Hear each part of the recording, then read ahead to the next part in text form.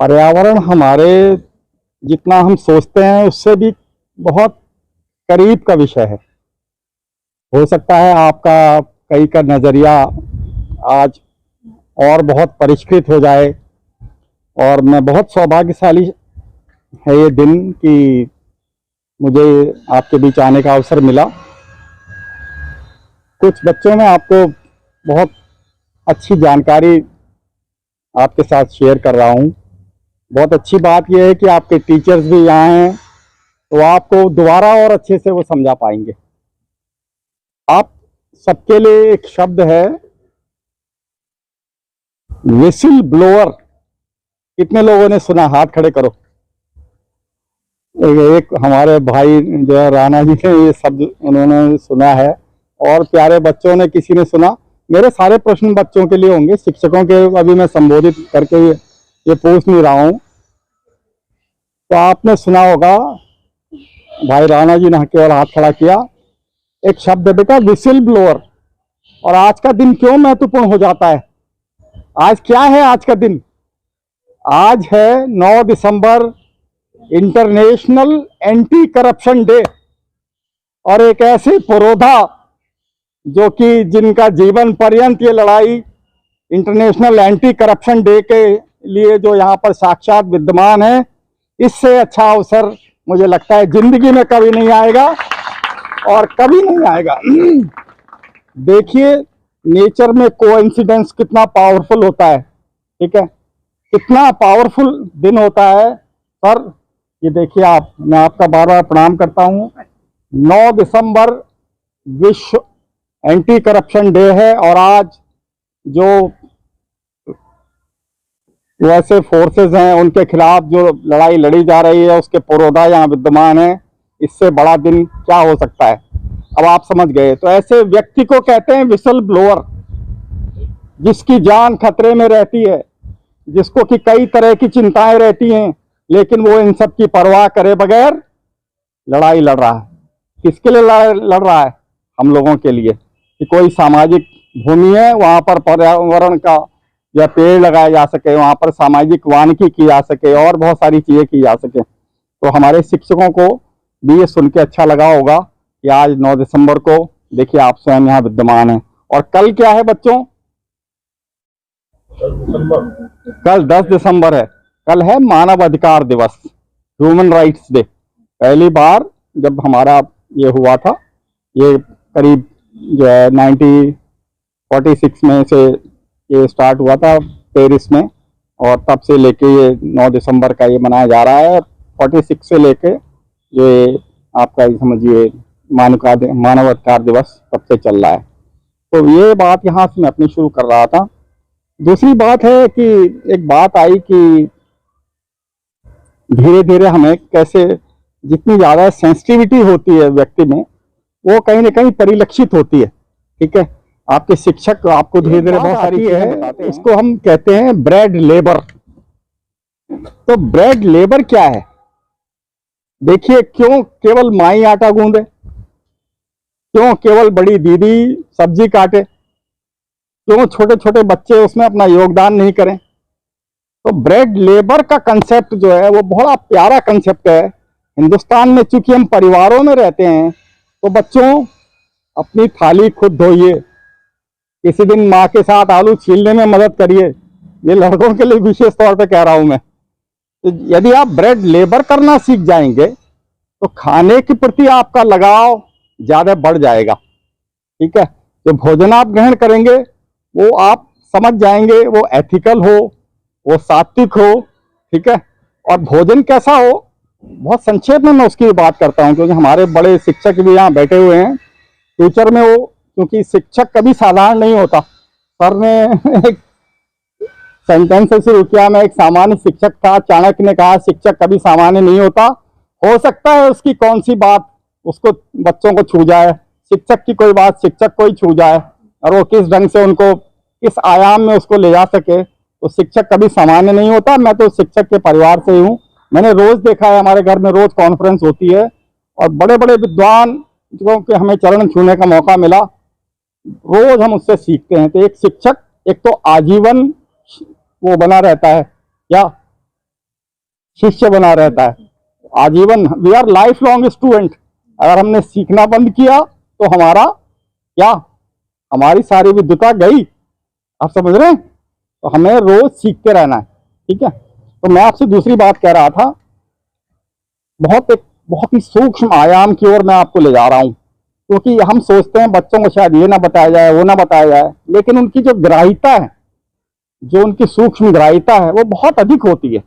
हमने इसका अध्ययन नहीं किया हुआ है, लेकिन क्योंकि मैंने देखा है, बच्चों के साथ काम किया हुआ है। हमें जो पोषण मिलता है बच्चों, वो 3 चीज से मिलता है, ठीक है। और सर आपका भी विशेष ध्यान चाहूंगा, क्योंकि आपका इतना लंबा अनुभव है, आप ये बात जितनी जगह पहुंचेगी उसका उतना फायदा उतने लोगों को मिलेगा। पोषण मिलता है 3 विशेष तत्वों से, विरल से, तरल से और ठोस से। क्या हमें सबसे ज्यादा खाते होंगे? क्या हमें सबसे ज्यादा चाहिए? बच्चों सोचो।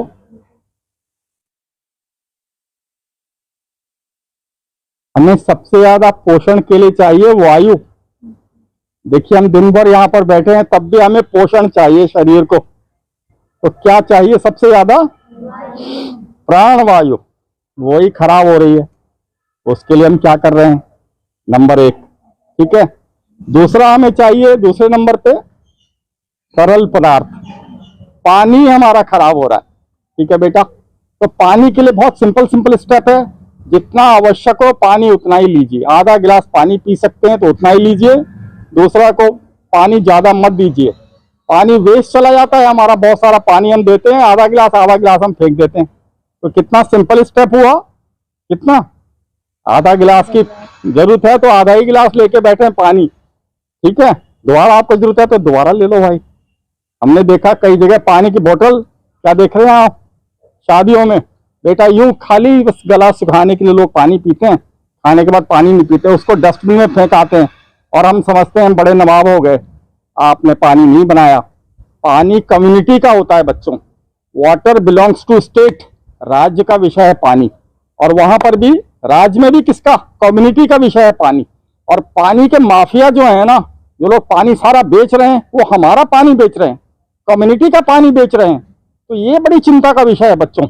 वो पानी बेच नहीं सकते कायदे से, लेकिन सरकारें जागे नहीं है। वो रोज एक 300 उसका एक कंटेनर का 300 का लाद के और रोज सबके यहाँ पानी ले आते थे। पहले क्या होता था, लोग रोज अपने घर से पानी लाते थे। तो हमें एक तो बिल्कुल बंद कर देना चाहिए कहीं पर भी पानी खरीदना, प्लास्टिक की बोतलों में पानी खरीदना।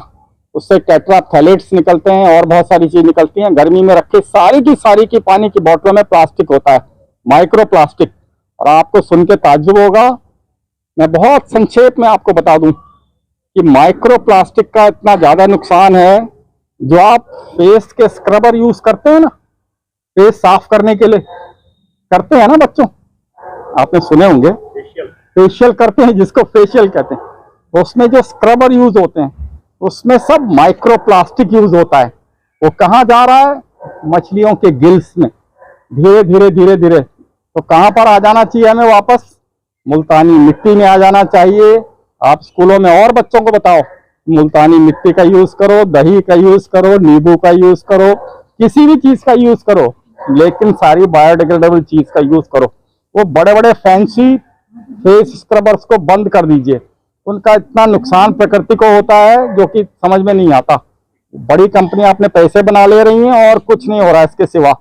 तो नंबर 1 ये बात ध्यान में रखिए। ये बहुत सामान्य सी बात लगती है, लेकिन हजारों लोग अगर इसे बंद कर देंगे तो बहुत बड़ा आप प्रकृति का भला करेंगे, ठीक है। तीसरा बिंदु आता है, बहुत हमें ठोस भोजन जो है उसकी बड़ी कम आवश्यकता है। एक एज तक, जब तक आपकी ग्रोथ होगी, जब तक आप जिम जाना शुरू होंगे, आपकी भाषा में मैं समझाऊं तो 17-18 साल तक आपको पूरा डाइट चाहिए, पूरा भोजन चाहिए। उसके बाद जो हम भोजन करते हैं, हम 40% एक्स्ट्रा भोजन करते हैं, वो डॉक्टर की जेब भरने के लिए करते हैं, आप समझ रहे हैं। तो एक निश्चित उसके बाद आपने देखा कि हम पोषण को कैसे देखते हैं। हम सोचते हैं हमें ठोस ज्यादा चाहिए, नहीं, ये अपना आउटलुक आप बदल दीजिए। लाइफ का बहुत मैंने आपको सीक्रेट फॉर्मूला बता दिया। 25 साल के मैं अपने शिक्षकों और शिक्षिकाओं के भी अनुभव से बता रहा हूं। मैं 25 साल के मैं अपने भोजन के अनुभव पे और शोध के अनुभव पे मैं आपको ये बता रहा हूं कि हमें सबसे ज्यादा चाहिए प्राणवायु, विरल, जिसको कि हम सोचते हैं शायद ये पोषण नहीं है, वही हमारा पोषण है। पहले ऋषि मुनि उसी से पोषण ग्रहण कर लेते थे। दूसरे नंबर पे हमें चाहिए क्या? तरल। और तीसरे नंबर पे हमें सबसे चाहिए कम ठोस। यदि आप इस तरह का आउटलुक बना लेंगे तो टचवुड, मैं आपको अपना एग्जांपल देता हूं, 20 साल से मैंने कोई टैबलेट नहीं खाई, नॉट ए सिंगल टैबलेट। तो ये ईश्वर का वरदान नहीं, इससे कम नहीं, ये ईश्वर का वरदान से कम नहीं है। 20 साल से I have not taken a single paracetamol. केवल मैंने अध्ययन करके अपने और शरीर की कीटोसिस करके, कई बार जो है सारी सप्लाई कट करके, और ब्रेन को शॉक में रखना पड़ता है। ठीक है, उसके 3 तरीके हैं सिंपल, मैं आपको बता देता हूँ, क्योंकि यहाँ टीचर्स भी हैं, पता नहीं उनसे दोबारा कब मुलाकात होगी। I am a naturalist, I am a thinker, ठीक है, I am a motivational speaker also. विभिन्न रोल में मैं काम करता रहता हूँ। तो एक बड़ा सिंपल सा मैं आपको फॉर्मूला बताता हूँ कि ब्रेन को हमेशा कंफर्ट जोन से बाहर लाना पड़ता है, बाहर लाना पड़ता है। हम ब्रेन वरना क्या चाहता है बच्चों? आराम। चावल खा के सो जाइए, बस, और कुछ नहीं। तो जो है विद्या ददाति विनयम, और आपने पुराना श्लोक सुना होगा, अपने टीचर्स आपको बताएंगे कि विद्यार्थी पंचलक्षणम का एक श्लोक आता है, काक चेष्टा वको ध्यानम स्वान निंद्रा तथैव च, और विद्या गृह त्यागी अल्पहारी। अल्पहारी आ गया, देखिए। तो ये हमारे ऋषियों ने दे रखा है हमें। मैं कुछ नया कुछ भी नहीं बोल रहा हूँ, बस अपने अनुभव से मैंने उसको थोड़ा ऊपर लाया कि ठोस, तरल, विरल में आपको क्या चाहिए और कैसे। अभी एनवायरनमेंट की बात का थोड़ा सा हिस्सा बचा है, उसको भी करके वो अपनी बात समाप्त करेंगे। तो ब्रेन को क्या चाहिए प्यारे बच्चों? समय समय पर उसको झकझोरना पड़ता है, उसको जगाना पड़ता है। उसके लिए बड़े 3 सिंपल स्टेप आपको बताता हूँ। सारा लाइफ आप जो है इन सर को धन्यवाद देते रहेंगे कि एक दाढ़ी वाले सर आए थे, उन्होंने हमें एक छोटी सी चीज बताई। ये देखिए छोटी सी चीज क्या है, जब आप नहाएंगे तो आप बहुत गर्म पानी से कभी मत नहाइए, ठीक है। सामान्य से थोड़ा सा ज्यादा जो गुनगुना पानी जिसको हम कहते हैं, बच्चों जानते हैं ना गुनगुना पानी, उससे नहाइए। और नहाने के बाद 2 मग्गे ठंडे पानी अपने ऊपर डाल लीजिए। आप समझ रहे हैं? ऐसा आपको किसी ने नहीं बताया होगा, मैं आपको साइंस से ये बता रहा हूं। तो बॉडी जब सूफ करेगी तब आपके ब्रेन में नए न्यूरॉन्स का जन्म होता है। नए न्यूरॉन्स आपके जब बनते रहेंगे तो कभी भी आपका ब्रेन पुराना नहीं पड़ेगा, आपके पास नए आइडियाज आते रहेंगे। नंबर 1, तो ये आपको बॉडी को शॉक देने का कैसा तरीका? पहला तरीका। दूसरा तरीका, जितना आप दौड़ सकते हैं खूब, उसके बाद रुक जाइए, ठीक है। संडे के दिन एक दिन ऐसा करा करो, और फिर दौड़ने के बाद आधा घंटा रेस्ट किया आपने, फिर दौड़ो। तो जब दोबारा आप एग्जर्ट करते हैं फिर आपके नए न्यूरॉन्स बनते हैं। अरे मेरे को कितना परेशान करेगा बोले, तो फिर बॉडी नए न्यूरॉन्स बनाती है, ठीक है। 2, और तीसरा तरीका, जो ब्रेकफास्ट अच्छा करिए, लंच उससे कम करिए, डिनर बिल्कुल लाइट करिए, ठीक है। ये बड़ों के लिए ज्यादा लागू है, अभी आपके लिए लागू नहीं है। अभी आपको 17-18 की एज तक जाना है, तो वहां तक आप पर्याप्त भोजन कर सकते हैं, लेकिन बड़े लोगों पे ये बिल्कुल लागू है। और फिर बॉडी को 18 घंटे फास्टिंग के लिए छोड़ दीजिए। 18 आवर फास्टिंग में आप देखेंगे जब बॉडी की आप सारी सप्लाई कट कर देते हैं, तो फिर चाहे कैंसर सेल्स हों चाहे और सेल्स हों, उनकी सप्लाई कट करने के बाद आप देखेंगे कि बॉडी को जो शॉक लगता है फिर नए न्यूरॉन्स डेवलप होते हैं, ठीक है। तो ये 3 मेजर तरीके हैं साइंस में जो बताए गए हैं कि कैसे हमारे नए न्यूरॉन्स डेवलप होते हैं। और चौथा एक और बड़ा सिंपल तरीका है कि हमारी जो ओल्ड हैबिट्स हैं उनसे अगर आप चेंज करेंगे तो भी आप क्या बोलते हैं नए न्यूरॉन्स ब्रेन में डेवलप होते रहेंगे। कैसे, मैं आपको उदाहरण के साथ बताता हूँ। जैसे आप रोज राइट हैंड से ब्रश करते हैं, तो किसी भी दिन रैंडमली, दिन फिक्स नहीं करेंगे, रैंडम करेंगे। जैसे आज रात को लेफ्ट हैंड से ब्रश करिए, तो क्या है फिर आपका ये वाला हिस्सा काम करेगा। राइट हैंड से आप ब्रश कर रहे हैं तो ये लेफ्ट हिस्सा काम कर रहा है ब्रेन का। ना समझ रहे हैं क्या बोला मैंने बच्चों? लेफ्ट हैंड से प्रेस, हाँ चेंज कर दीजिए, रैंडमली कर दिए कभी भी आपके मूड में। ऐसा नहीं कि फ्राइडे को करना है, फिर हैबिट बन जाएगी। यार फ्राइडे आया तो सर ने बताया था, ऐसा कुछ नहीं। आज आपकी इच्छा हुई, अभी कर दिया, फिर परसों 3 दिन के बाद फिर कर दिया। तो आप ये करके देखिए, ना आपको जिंदगी में अल्जाइमर होगा, ना आपको डिमेंशिया होगा। आप 100 ईयर्स की जो है पूरी इनिंग करेंगे और आप हेल्दी रहेंगे।